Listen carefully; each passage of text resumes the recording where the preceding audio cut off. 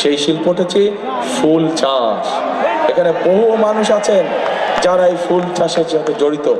প্রিয় ভাই বোনেরা, এই ফুলকে আমরা দেশের সীমানার ভেতরে শুধু রাখতে চাই না, আমরা চাই সেভাবে এই শিল্পকে গড়ে তুলতে, যাতে করে এই শিল্প ইনশাল্লাহ আগামী দিনে গার্মেন্টসের জামা কাপড় যেমন এক্সপোর্ট হয়, আমরা এই ফুল শিল্পকেও পৃথিবীর অন্য দেশে এক্সপোর্ট করতে চাই। আরেকটি শিল্প আছে, যদি আমরা এই শিল্পটিকে গড়ে তুলতে পারি, মানুষের যেরকম সমস্যার সমাধান হবে, একইভাবে কর্মসংস্থানের সুযোগ হবে এবং আমরা বহু পরিমাণ বৈদেশিক মুদ্রা অর্জন করতে, বৈদেশিক মুদ্রা সাশ্রয় করতে সক্ষম হব। কে সেটি হচ্ছে আখ চাষ। আমরা দেখেছি এই এলাকায় প্রচুর আখ চাষ হয়, কিন্তু তারপরেও আমাদের চিনি কলগুলো বন্ধ হয়ে পড়ে থাকে।